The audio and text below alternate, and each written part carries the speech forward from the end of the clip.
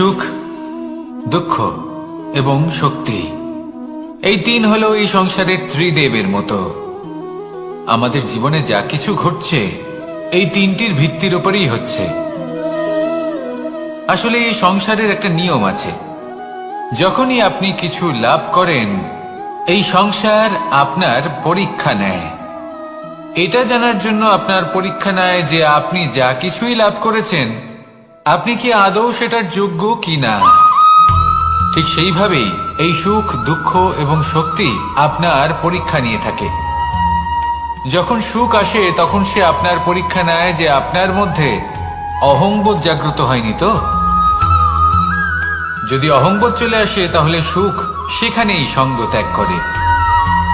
দুঃখ আপনার ধৈর্যের পরীক্ষা নিতে থাকে, আর যদি আপনার মধ্যে ধৈর্য না থাকে তাহলে এটা আপনাকে আরো বেশি দুঃখের গভীর অন্ধকারে ঠেলে দেবে। সেখানে শক্তি পরীক্ষা নেয় আপনার বিনম্রতার। যদি আপনি বিনম্র না হন তাহলে হয় এই শক্তি আপনার সঙ্গ ত্যাগ করবে, নয় এই শক্তি বিনম্রতার অভাবে আপনার পতনের কারণ হতে পারে।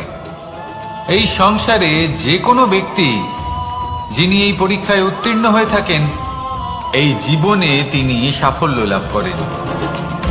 আসুন আমার সাথে ভালোবেসে বলুন, রাধা রাধা। মানুষের জীবনে উন্নতি লাভ করার জন্য তিনটি স্তম্ভের প্রয়োজন হয়। প্রথম স্তম্ভ শিক্ষা। এই শিক্ষা আমাদের জ্ঞান প্রদান করে। দ্বিতীয় স্তম্ভ ব্যবসা, যার দ্বারা আমরা ধন উপার্জন করি। তৃতীয় স্তম্ভ হলো আমাদের ঈশ্বর, আমাদের ইষ্ট। এনার সাথে যদি আমরা জুড়ে থাকতে পারি তাহলে এমন একটা মানসিক বল আপনি লাভ করবেন যেটা এই সংসারে আর কোথাও পাওয়া সম্ভব নয়। কিন্তু মানুষ অনেক সময় জীবনে এই তিনটি স্তম্ভ লাভ করা সত্ত্বেও সামনে অগ্রসর হতে পারেন না। তখনও জীবনে কঠিন পরিস্থিতি আসতেই থাকে। এমনটা ঠিক কেন হয়?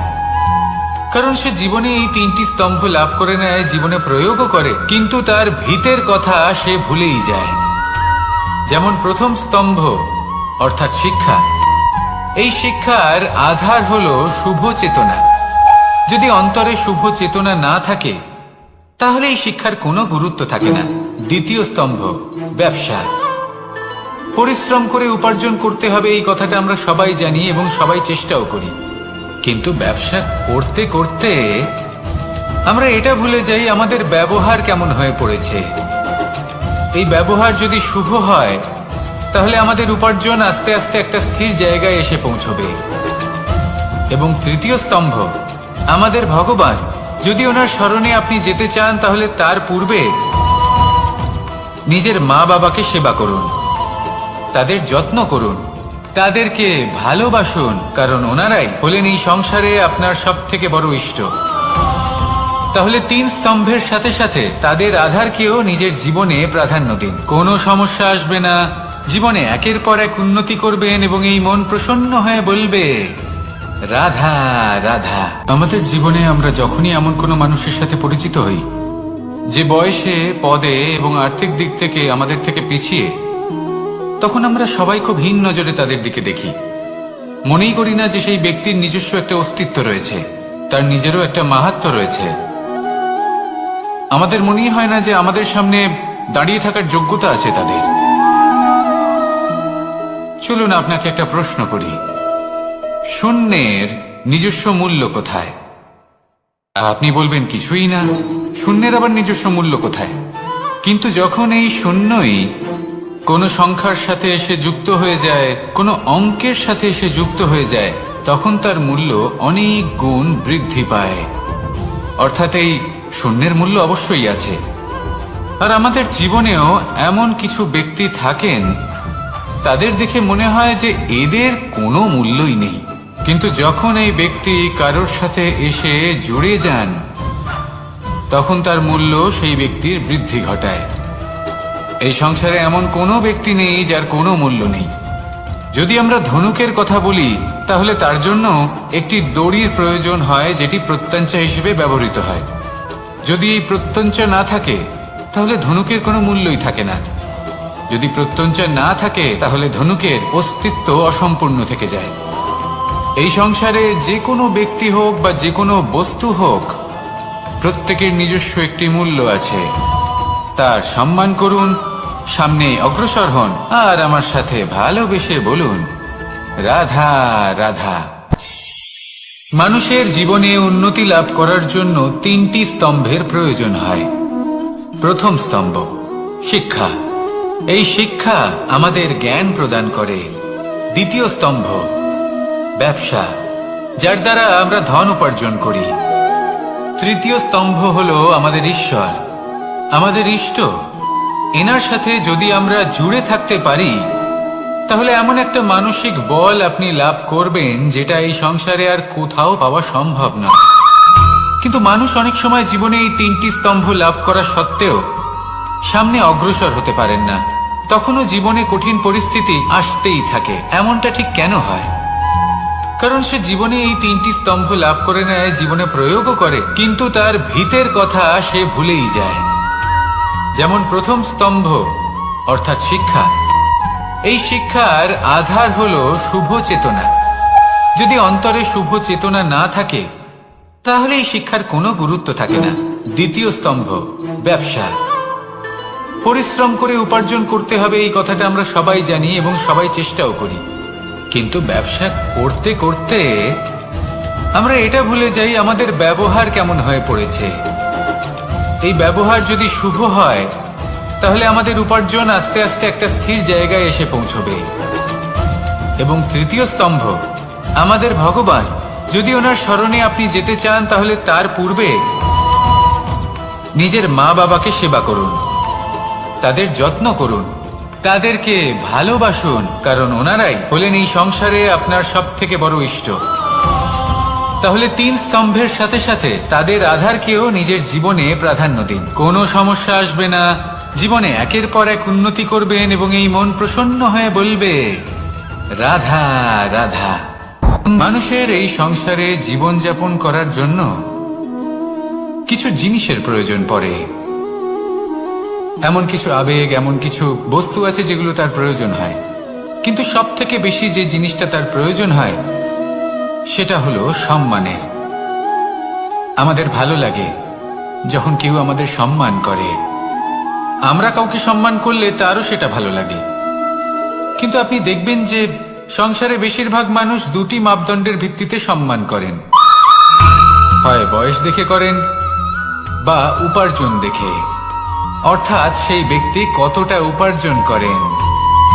এবার ভেবে দেখুন, এটা আবশ্যক নয় কারোর বয়স যদি বেশি হয় তার বুদ্ধিও ততটাই বেশি হবে।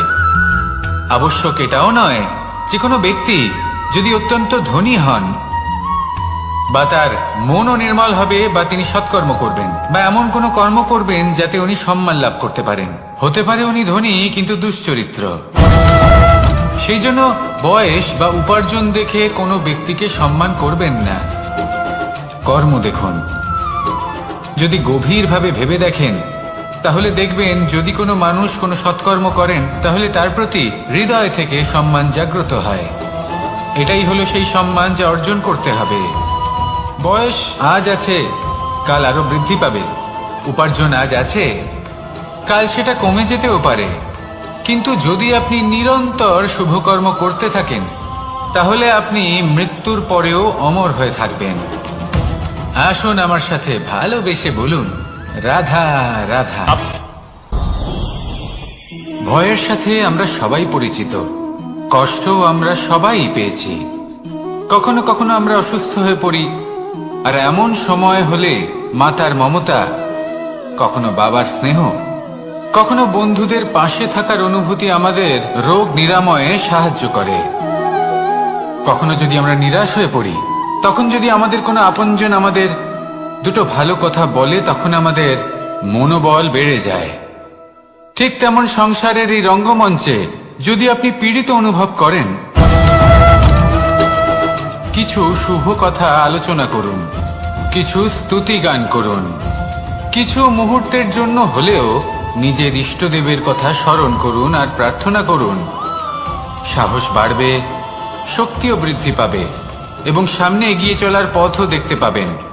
তখন এই মন প্রসন্ন হয়ে বলবে, রাধা রাধা। সুখ, দুঃখ এবং শক্তি, এই তিন হলো এই সংসারের ত্রিদেবের মতো। আমাদের জীবনে যা কিছু ঘটছে এই তিনটির ভিত্তির উপরেই হচ্ছে। আসলে এই সংসারের একটা নিয়ম আছে, যখনই আপনি কিছু লাভ করেন এই সংসার আপনার পরীক্ষা নেয়। এটা জানার জন্য আপনার পরীক্ষা নেয় যে আপনি যা কিছুই লাভ করেছেন আপনি কি আদৌ সেটার যোগ্য কিনা। ঠিক সেইভাবেই এই সুখ, দুঃখ এবং শক্তি আপনার পরীক্ষা নিয়ে থাকে। যখন সুখ আসে তখন সে আপনার পরীক্ষা নেয় যে আপনার মধ্যে অহংবোধ জাগ্রত হয়নি তো। যদি অহংবোধ চলে আসে তাহলে সুখ সেখানেই সঙ্গ ত্যাগ করে। দুঃখ আপনার ধৈর্যের পরীক্ষা নিতে থাকে, আর যদি আপনার মধ্যে ধৈর্য না থাকে তাহলে এটা আপনাকে আরো বেশি দুঃখের গভীর অন্ধকারে ঠেলে দেবে। সেখানে শক্তি পরীক্ষা নেয় আপনার বিনম্রতার। যদি আপনি বিনম্র না হন তাহলে হয় এই শক্তি আপনার সঙ্গ ত্যাগ করবে, নয় এই শক্তি বিনম্রতার অভাবে আপনার পতনের কারণ হতে পারে।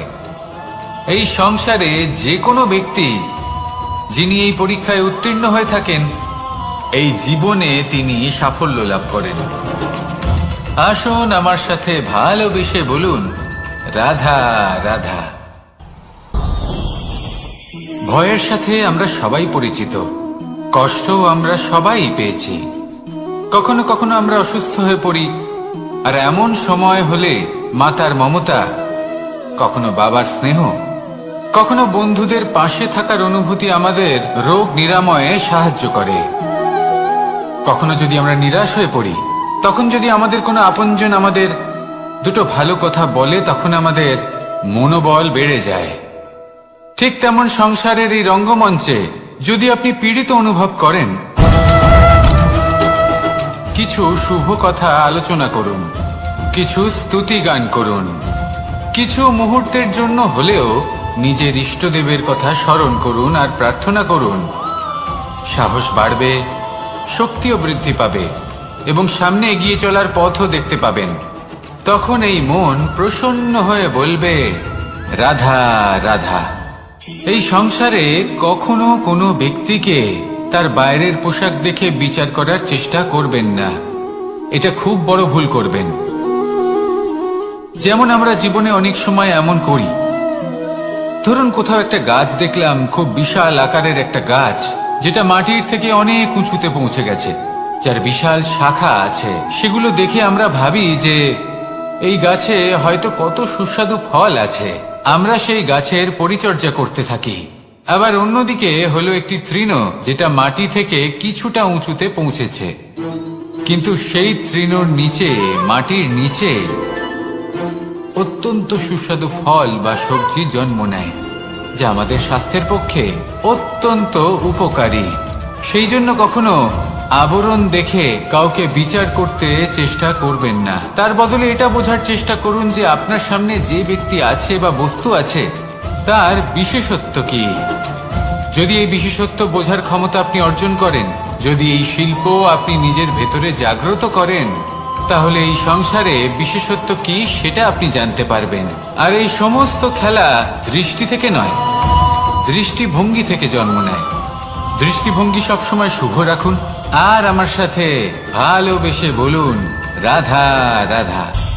যখন আমরা কোনো বনে প্রবেশ করি তখন এই সবুজ ঘাস দেখে, এই কোমল ঘাস দেখে আমাদের মন প্রফুল্ল হয়ে ওঠে। ভিন্ন ভিন্ন প্রজাতির ফুল, ভিন্ন ভিন্ন রঙের ফুল দেখে এই মন আনন্দে ভরে ওঠে। এখানে শিশুরা আনন্দ লাভ করে, বড়রা ভোজন গ্রহণ করেন, কথাবার্তা বলেন, হাঁটাহাঁটি করে বেড়ান। এবার ভেবে দেখুন, যখন এই উপবনের নির্মাণ হয়েছিল সেই সময় যদি এই মাটিকে সঠিকভাবে খনন না করা হতো, যদি তাতে সঠিকভাবে বীজ রোপণ না করা হতো, যদি কোনো সংঘর্ষ না হতো, পরিশ্রম না করা হতো, যদি চলতে চলতে পায়ে কাঁটা না বিঁধে যেত, তাহলে এই সুন্দর বন দেখে আমরা কি এই আনন্দ লাভ করতে পারতাম? কখনোই নয়। ধরুন কোনো নদীর তটে সুন্দর একটি বন আছে, সেই বনের আনন্দ লাভ করতে গেলে আপনাকে সেই নদী পার করতেই হবে। যদি সুখের নদীর কাছে পৌঁছতে চান তাহলে তটে যে কাঁটা রয়েছে সেগুলোর সাথে সংঘর্ষ করতেই হবে। এই সংসারে যদি আপনি সুখ লাভ করতে চান তাহলে সুখ লাভের এই যাত্রা শুরু করতে হবে সংঘর্ষ দ্বারা। তাহলে সংঘর্ষকে স্বাগত জানান, এর পেছনেই সুখ রয়েছে যা আপনার জন্য অপেক্ষা করছে। এবার হাসুন আর আমার সাথে ভালোবেসে বলুন, রাধা রাধা। মানুষ সুখী জীবন যাপনের প্রতি এতটাই অভ্যস্ত হয়ে পড়ে যে একটা ছোট্ট সমস্যা এলেই সে সবার থেকে সাহায্য চাইতে শুরু করে দেয়। সে সাহায্য লাভও করে এবং সেই সংকট থেকে সে বেরিয়েও আসে। কিন্তু এই সাহায্য কিছু মুহূর্তের, আর কিছু মুহূর্তের হলো এই দুঃখ। এই দুই মুহূর্তের সাহায্যের জন্য আজীবন আপনি তার কাছে ঋণী হয়ে থাকেন। আর মানবিকতার খাতিরে আপনার মনে কৃতজ্ঞতা জেগে ওঠে, আর সেই কৃতজ্ঞতা বোধ হলো যে আপনি কখনো সেই ব্যক্তিকে ছাপিয়ে যেতেই পারবেন না। সেই জন্য জীবনে সবসময় চেষ্টা করবেন নিজেকে প্রস্তুত রাখতে সেই সব সমস্যার জন্য, সেই সব বাধার জন্য যেগুলো আপনার জীবনে আসতে পারে। ততক্ষণ সাহায্য চাইবেন না যতক্ষণ না অন্য কোনো পথ না থাকছে। সাহায্য চাওয়া অনুচিত নয়, কিন্তু সাহায্য চাইলে এবং সাহায্য পেলে আপনি আজীবন কৃতজ্ঞ এবং ঋণী হয়ে থাকবেন। আর তারপর একদিন আপনি পরিবর্তন দেখতে পাবেন যে কিভাবে আপনি ছোট ছোট সমস্যার জন্য সাহায্য না চেয়ে বড় বড় সমস্যার সম্মুখীন হতে প্রস্তুত হয়ে গেছেন। এটাই হলো সংসারের নীতি। এটাই পালন করুন আর আমার সাথে ভালোবেসে বলুন, রাধা রাধা। আপনি কখনো কাউকে পর্বতে আরোহণ করতে দেখেছেন? বা আপনি কখনো নিজে কোনো পর্বতে আরোহণ করেছেন? করে থাকলে আপনি এই বিষয়ে অবশ্যই জানবেন যে যখন আমরা শিখরের দিকে এগোই, ওপরের দিকে এগিয়ে চলি, তখন আমাদের একটু ঝুঁকে পথ চলতে হয়। তখনই আমরা সেই পর্বত আরোহণ করতে পারি। কিন্তু যে ব্যক্তি নিচের দিকে ফিরে আসছেন তিনি কিন্তু ঝুঁকে চলেন না, তিনি দৃঢ়ভাবে সোজা হয়ে নিচে নামেন। এই ভারসাম্য বজায় রাখার এই খেলাতে সংসারের একটা সার লুকিয়ে রয়েছে। যদি আপনিও জীবনে উঁচুতে উঠতে চান, শিখরে পৌঁছতে চান, তাহলে আপনাকেও নত হয়ে বিনম্র হয়ে সামনে এগোতে হবে। সেখানে যদি আপনি বুক চিতিয়ে উদ্ধতভাবে অহংকার বোধ নিয়ে চলতে থাকেন, সেখান থেকেই আপনাকে নিচে নামতে হবে। কোনো ব্যক্তি তার বিনম্র স্বভাব দেখেই বোঝা যায় যে সেই ব্যক্তি সাফল্যের শিখর দেশে আরোহণ করছে নাকি নিচে তথা খাদের দিকে যাত্রা করছে। তাই সবসময় বিনম্র থাকুন, শ্রেষ্ঠ কর্ম করুন, পরিশ্রম করুন আর আমার সাথে ভালোবেসে বলুন, রাধা রাধা। মানুষের জীবনে স্বচ্ছতার একটা আলাদা গুরুত্ব আছে। যদি আপনি নিজেকে স্বচ্ছ রাখেন তাহলে আপনার নিজেরও ভালো লাগবে, সামনের ব্যক্তিরও ভালো লাগবে, একটা অন্যরকম প্রভাব পড়বে। কিন্তু একজন শ্রেষ্ঠ ব্যক্তি কিভাবে হয়ে ওঠা সম্ভব? যার মধ্যে গুণ আছে, শিক্ষা আছে, শুভ চেতনা আছে, যিনি সৎকর্ম করেন। কিভাবে হব সেই ব্যক্তি যার মধ্যে জ্ঞান আছে? শুধুমাত্র স্বচ্ছ থাকলে তো তা হওয়া সম্ভব নয়। প্রথমে আপনাকে বুঝতে হবে যে মানুষের মধ্যে চারটি মূল তত্ত্ব আছে। প্রথম হলো তার শরীর, যার দ্বারা উনি যে কোনো কর্ম করে থাকেন। দ্বিতীয় তত্ত্ব হলো তার মন, যার দ্বারা কোনো কর্ম করার জন্য সে নিজেকে প্রেরণা দিতে থাকে। তৃতীয় তত্ত্ব হলো বুদ্ধি, যে কর্ম আমরা করতে চাই, যে লক্ষ্যে আমরা পৌঁছতে চাই, সেটা আমরা কিভাবে কোন পথে করব সেটা স্থির করা যায় বুদ্ধি দিয়ে।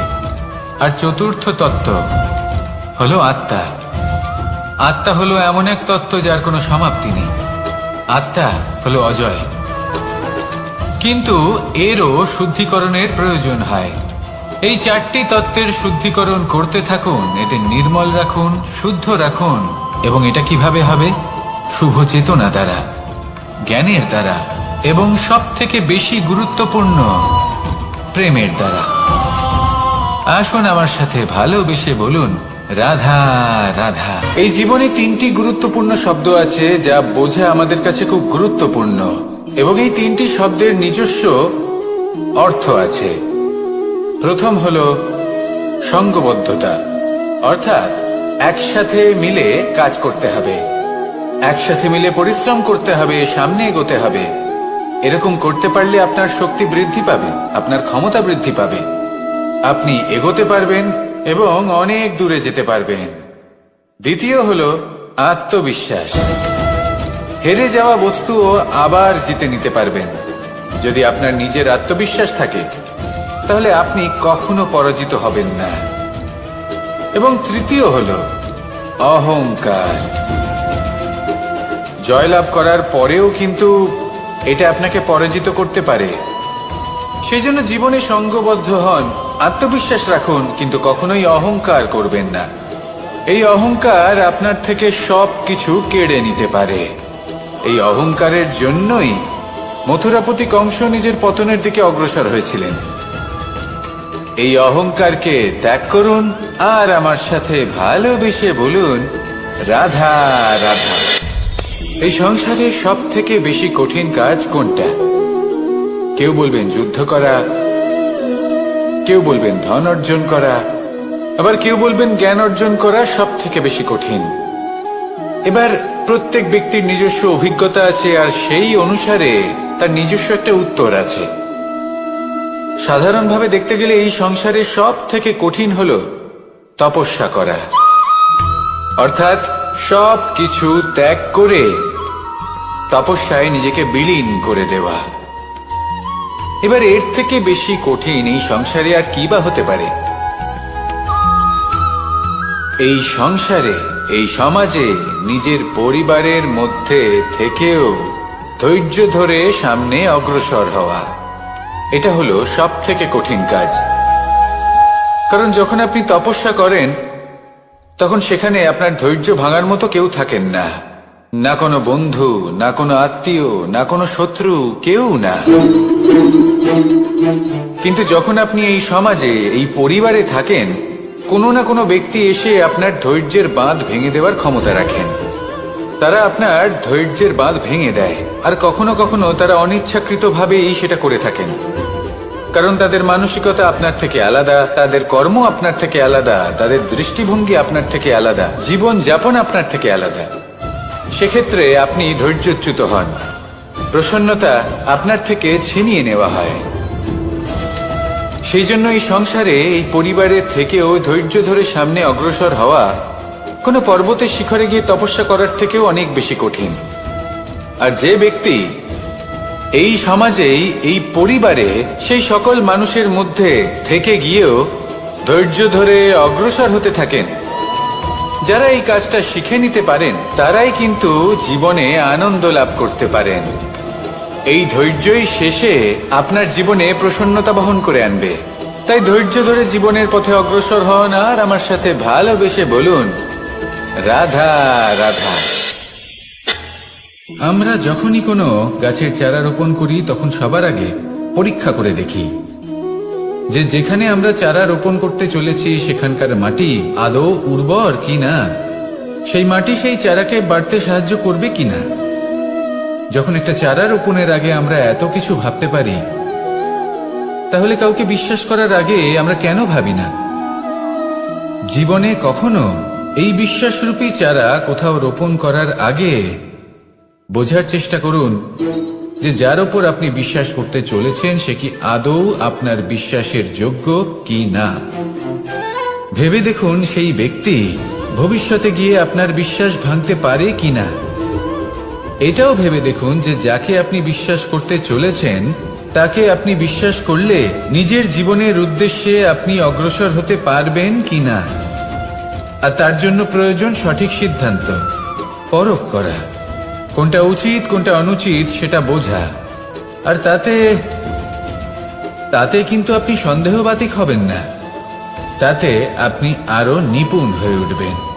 তাই যদি আপনি নিপুণ হয়ে উঠতে চান তাহলে বোঝার চেষ্টা করুন, পরখ করে দেখুন, কোনটা উচিত কোনটা অনুচিত বুঝুন, আর বিশ্বাস তখনই করুন যখন আপনি 100% নিশ্চিত হবেন যে সে বিশ্বাসের যোগ্য। আসুন আমার সাথে ভালোবেসে বলুন, রাধা রাধা। রাধা কখনো কখনো আমার জন্য বড়ই সুগন্ধি আতর নিয়ে আসে, পারিজাত ফুলের মালা নিয়ে আসে আমার প্রসাধন করবে বলে, এবং আমার সব থেকে বেশি প্রিয় মাখন নিজে হাতে বানিয়ে আনে আমাকে নিজে হাতে খাইয়ে দেবে বলে, সবকিছু আমাকে প্রসন্ন করবে বলে। কিন্তু আপনি কখনো ভেবেছেন যে এই আতর কিভাবে বানানো হয়? সহস্র ফুলের পাপড়ি একসাথে পিষে নিতে হয়, তারপরে তার থেকে যে রস নিঃসৃত হয় সেই রস দ্বারাই আতর তৈরি। অনেক সংখ্যক ফুলকে অসীম যন্ত্রণা ভোগ করতে হয়, তবে তারা আমার প্রসাধন সামগ্রী হয়ে উঠতে পারে। দুধ থেকে মাখন তৈরি করার জন্য কতটা পরিমাণ মন্থন সহ্য করতে হয় সেটা আপনি জানেন। ঠিক সেই রকমই হলো আমাদের জীবনও। বিপদও আসে, কঠিন পরিস্থিতিও আসে, এর সম্মুখীন হতে শিখুন। মনে রাখবেন, আপনি হলেন সেই দুধ যাকে মন্থন সহ্য করতে হবে মাখন হয়ে ওঠার জন্য। মনে রাখবেন, আপনি হলেন সেই ফুলের মতন যাদের পিষ্ট হতে হবে সুগন্ধি আতর হয়ে ওঠার জন্য, যাকে এই সংসার পছন্দ করে। কখনো কখনো জীবনে আপনার সাথে খারাপ শুধুমাত্র এই কারণে ঘটে যাতে আপনার শ্রেষ্ঠ রূপ এই সংসারের সামনে আসতে পারে। শুধুমাত্র কঠিন পরিস্থিতি এবং বিপদকে একটা সুযোগ হিসেবে দেখার চেষ্টা করুন। আপনার জন্য এই সংসার বদলে যাবে, সংসারকে দেখার দৃষ্টিভঙ্গি পাল্টে যাবে, আপনার ভাগ্য পাল্টে যাবে, আর এই মন প্রসন্ন হয়ে বলবে, রাধা রাধা। পাশা নামক এই খেলাটি আপনারা নিশ্চয়ই খেলেছেন, না খেলে থাকলে দেখেছেন, আর যদি দেখেও না থাকেন তাহলে নিশ্চিত রূপে শুনেছেন। মহাভারতের এই মহাযুদ্ধ কোথাও না কোথাও এই পাশা নামক খেলার কারণে হয়েছিল। পাশার এই বিচিত্র খেলা, দান, এইসবের কারণে কেউ নিজের মাথায় রাজ মুকুট পরিধান করেছিলেন, আবার সেখানে পরাজিত হওয়ার জন্য কাউকে বনবাস ভোগ করতে হয়েছিল। কিন্তু এই খেলা সমাপ্ত হওয়ার পরে সমস্ত ঘুঁটি আর এই পাশার ছক একই পুটলিতে স্থান পেল। এটাই হলো আমাদের জীবন। এই সংসারে আমরা জয় পরাজয়ের বিষয়ে এতটাই ভাবি, এত চিন্তা করি যে এই জীবনের খেলার আনন্দটাই উপভোগ করতে পারি না। আর অবশেষে কি হয়? কেউ জয়ী হন, কেউ পরাজিত হন, কিন্তু দুজনেই একই স্থানে পৌঁছে যান। প্রত্যেক ব্যক্তি মৃত্যুর পরে একটি নির্দিষ্ট স্থানেই পৌঁছতে বাধ্য, কিন্তু ততক্ষণ এই জীবন, এই খেলা, তার আনন্দ উপভোগ করুন। এই সংসারে সেই ব্যক্তি শ্রেষ্ঠ স্থানে পৌঁছতে পেরেছেন যিনি এই সংসারকে প্রকাশ প্রদান করেছেন, যিনি কখনো জয় পরাজয় এ বিষয়ে ভাবেননি, শুধু এই জীবনের খেলার আনন্দ উপভোগ করেছেন। এটাই আপনিও করুন, আর আমার সাথে ভালোবেসে বলুন, রাধা রাধা। প্রত্যেক মানুষ নিজের জীবনে দুঃখ অনুভব করেন। প্রত্যেকের দুঃখ আলাদা হতে পারে। কারোর মনে এই দুঃখ থাকে যে সে তার বাবা মায়ের সব ইচ্ছে পূরণ করতে পারেননি। কেউ এটা ভেবে দুঃখ পান যে সে চিরকাল সদাচার করেছেন, সৎকর্ম করেছেন, কিন্তু তাও তাকে দুরাচারী বলে মনে করা হয়।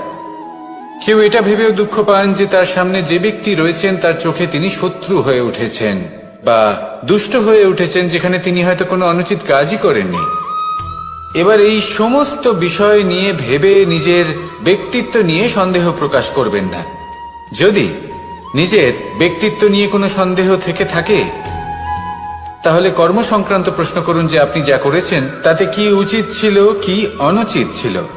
যেটা প্রয়োজন সেটা এটা বোঝার যে আপনার অন্তর্মন, আপনার বিবেক আপনাকে কি বলছে, আর আপনার অন্তর্মন আর আপনার বিবেক আপনাকে যেটা করতে বলবে শুধু সেটাই করুন।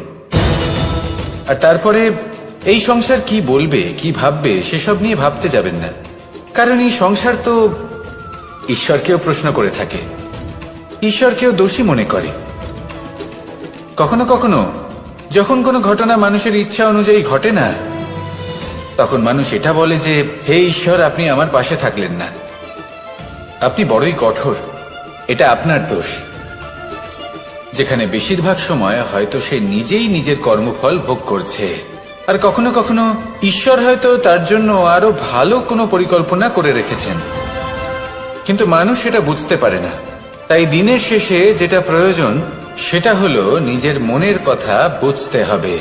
আপনার বিবেক কি বলছে শুধু সেটাই করুন, আর সামনে এগোতে থাকুন। আমার সাথে ভালোবেসে বলুন, রাধা রাধা। পরিবর্তন, এটা হলো সৃষ্টির অমূল্য নিয়ম।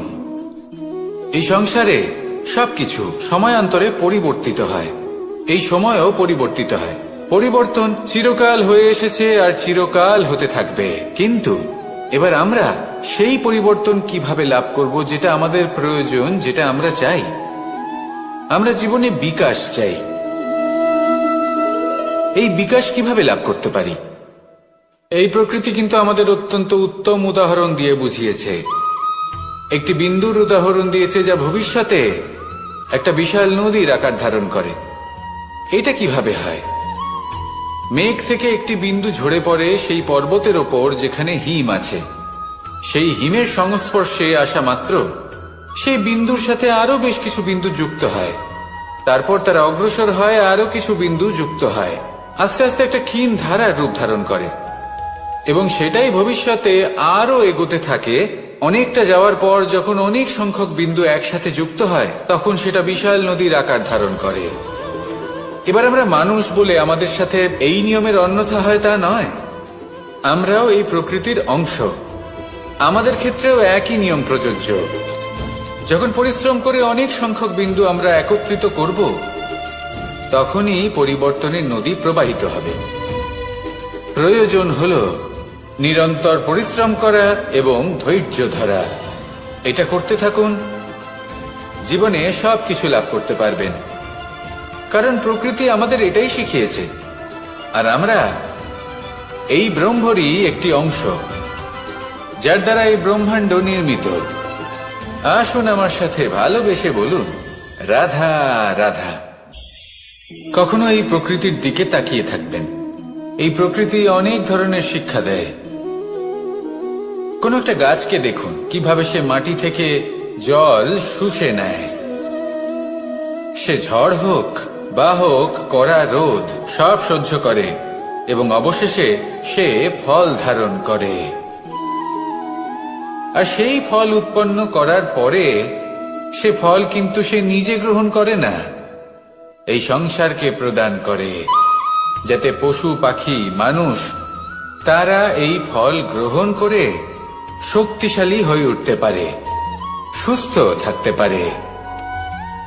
সেভাবেই নদী, সরোবর এরা নিজেরাও কিন্তু নিজেদের জল গ্রহণ করে না, মাটিকে প্রদান করে, পশু পাখিকে প্রদান করে। সূর্য নিজেও নিজের জন্য প্রজ্বলিত হয় না, সে প্রকাশ ছড়িয়ে দিতে চায় আমাদের সবার কাছে, সে আলো পৌঁছে দিতে চায়। এই প্রত্যেকের কর্মে পরমার্থ নিহিত আছে, আর সেই জন্যই এদের সকলকে পুজো করা হয়। তাই মনে রাখবেন, আপনার কাছে জীবন যাপনের অতিরিক্ত যা কিছুই আছে তা পরমার্থের জন্য। তাহলে তার সদ্ব্যবহার করুন, আর আমার সাথে ভালোবেসে বলুন, রাধা রাধা। আমরা প্রত্যেকেই অবশ্যই এমন সময় দেখেছি যখন অনেকগুলো সমস্যা একসাথে আমাদের জীবনে এসে পড়ে। সমস্যা আমাদের প্রত্যেকের জীবনেই থাকে। আমরা তার সমাধান খুঁজতে চেষ্টা করি, কখনো সমাধান খুঁজে পাই, আবার কখনো যতই চেষ্টা করি না কেন কোনো সমাধান খুঁজেই পাই না। আর যখন এটা হয় তখন মানুষ অত্যন্ত বিচলিত হয়ে পড়েন। নিজের আত্মীয় স্বজন, নিজের বন্ধু বা সংসার এদের ওপরে এই দোষ চাপিয়ে দেন যে এদের জন্যই এই সমস্যা এসেছে। এবার যদি আমি আপনাকে কোনো পরামর্শ দিই তাহলে এটাই বলবো যে দৃষ্টিভঙ্গি পাল্টে দেখুন। এই দৃষ্টিভঙ্গি দিয়ে দেখুন যে এই সংসারে যে সমস্যায় আসুক না কেন তার জন্য কেউ দোষী নয়, না আপনি না অন্য কেউ। এই পুরো খেলাটাই আপনার মানসিকতা, আপনার দৃষ্টিভঙ্গির, আপনার মনের। কিভাবে বোঝাচ্ছি? যখন আমাদের মন শক্ত থাকে তখন কঠিন থেকে কঠিনতর পরিস্থিতিও আমাদের জীবনে খুব বেশি হলে প্রতিস্পর্ধা হয়ে থেকে যায়। সেখানে যদি আমাদের মন দুর্বল থাকে, তখন অল্প কঠিন পরিস্থিতিও আমাদের কাছে খুব বড় সমস্যা হয়ে যায়, তাই না? একটা শক্ত মন কঠিন পরিস্থিতিকে প্রতিস্পর্ধা হিসেবে দেখে আর তার মধ্যে ওটা সুযোগ খুঁজে নেয়। আমাদের শুধু এটাই করতে হবে। এই সংসারে অন্য কাউকে দোষী মনে করলে আপনার সমস্যা দূর হয়ে যাবে না। সেই জন্য এই সংসারকে দোষ দেওয়ার বদলে এই সমস্যার মূলে চলে যান, সেটাকে বুঝুন, নিজের এই মনকে শক্ত করে তুলুন। যদি আপনার মন শক্তিশালী হয়, তাহলে এই সংসারে অনেক বড় বড় কঠিন থেকে কঠিনতর পরিস্থিতিও যদি আসে, আপনার জীবনে যতই বড় বড় সমস্যা আসুক না কেন, আপনার লক্ষ্য লাভে বাধা দিতে পারবে না। আসুন আমার সাথে ভালোবেসে বলুন, রাধা রাধা। আমরা সবাই পাথর দেখেছি, পর্বতও দেখেছি, শুকনো পাতাও দেখেছি, শ্যামল বনানীও দেখেছি। কখনো ভেবেছেন পাথরের অস্তিত্ব কিন্তু ততক্ষণ পর্যন্ত যতক্ষণ সে পর্বতের গায়ে আটকে থাকে। যখন সেই পর্বত থেকে সেই পাথর ভিন্ন হয়ে যায় ও নিজের অস্তিত্ব হারিয়ে ফেলে। আস্তে আস্তে কখনো পাথর কেটে বা কখনো পিষ্ট হয়ে সেই পাথর আস্তে আস্তে মাটিতে পরিণত হয় এবং পূর্ণরূপে নিজের অস্তিত্ব হারিয়ে ফেলে। এটাই পাতার সাথেও হয়। এই পাতা যতক্ষণ গাছের ডালের সাথে যুক্ত ততক্ষণ তার অস্তিত্ব থাকে। যখনই ডাল থেকে বিচ্ছিন্ন হয়, সেও নিজের অস্তিত্ব হারিয়ে ফেলে। আর এটাই আমাদের সাথেও হয়। যতক্ষণ আমরা নিজেদের আপনজনের সাথে যুক্ত থাকি, আমাদের অস্তিত্ব বজায় থাকে। যখন আপনজনদের সাথে সম্পর্ক ছিন্ন করি, তখন আমরাও আমাদের অস্তিত্ব হারিয়ে ফেলি। এবার এই সংসারের প্রত্যেক ব্যক্তি স্বতন্ত্র থাকতে চান, আর অনেক ব্যক্তি স্বতন্ত্র থাকবেন বলে আপনজনদের দূরে করে দেন আর তাদের সাথে এই সম্পর্ক ছিন্ন করেন। এটা কি সত্যি প্রয়োজন? আপনজনদের সাথে সম্পর্ক ছিন্ন করে নিজের অস্তিত্ব হারিয়ে ফেলা প্রয়োজনীয়, নাকি আপনজনদের সাথে সম্পর্ক বজায় রেখে নিজেদের স্বতন্ত্র করে রাখা সেটা আবশ্যক? নির্বাচন আপনারই। আসুন আমার সাথে ভালোবেসে বলুন, রাধা রাধা। আপনি কি কখনো নৌকা যাত্রা করেছেন? করে না থাকলেও নিশ্চয়ই দেখেছেন যে এই জল যা নিজের অন্তরে সব কিছু সমাহিত করে নিতে পারে, এই নৌকা সেই জলের ওপরেই ভেসে থাকে। নদীর স্রোত কাটিয়ে সে সামনে অগ্রসর হয়। কিন্তু যদি এই নৌকায় কোনো ছিদ্র হয়, তাহলে কিন্তু সেই নৌকা ডুবে যাবে। আর এতে কোনো তফাৎ হবে না যে সেই ছিদ্র ছোট নাকি বড়, নৌকা ডুবে যাবে। এই ছিদ্র হলো আমাদের জীবনে আমাদের অপগুণ, আমাদের দোষ, আমাদের বিকার। কখনো এটা ভাববেন না যে এই দোষ খুবই ছোট, এতে কিছুই যাবে আসবে না। না, সেই ছোট দোষ, সেই ছোট বিকার, যদি সেটাকে শুধরে না নেন, তাহলে সেটা আপনাকে আপনার পতনের দিকে নিয়ে যাবে। শেষ পর্যন্ত এটা আপনার উপর নির্ভরশীল যে আপনি কি চান। আপনার জীবনের এই নৌকা এভাবেই ডুবে যেতে দেখবেন, নাকি নিজেকে শুধরে নিয়ে সেই নৌকার সেই ছিদ্রটাকে ভরিয়ে তুলতে চাইবেন? নির্বাচন আপনার। আসুন আমার সাথে ভালোবেসে বলুন, রাধা রাধা। জল, জলই পৃথিবীতে বেঁচে থাকার জন্য আবশ্যক তো বটেই, কিন্তু এই জল আমাদের একটা অত্যন্ত গুরুত্বপূর্ণ শিক্ষা প্রদান করে। কখনো এই জলকে দেখেছেন? যে পরিস্থিতিতেই এই জল প্রবাহিত হোক না কেন, এর উপর যা কিছুই প্রভাব থাকুক না কেন, এর পথে যতই বাধা আসুক না কেন, তার মধ্যে থেকে ও নিজের পথ ঠিক বের করে নেয়, কিন্তু নিজের প্রবাহ থামতে দেয় না, ক্রমাগত অগ্রসর হতে থাকে। সেরকমই একটা শিক্ষা যেটা আমরা জল থেকে পেয়ে থাকি, তা হলো এটা: আমরা যখন জলের দিকে তাকাই, তখন আমরা নিজের প্রতিবিম্ব দেখি, স্পষ্টভাবে দেখতে পাই। কিন্তু তখনই দেখতে পাই যখন এই জল শান্ত থাকে, স্থির থাকে। যদি এই জল অশান্ত হয়ে থাকে, স্থির না হয়, তাহলে আমরা এতে নিজের প্রতিবিম্ব দেখতে পাই না। এটাই আমাদের মনের সাথেও হয়ে থাকে। যখনই জীবনে কোনো সংকট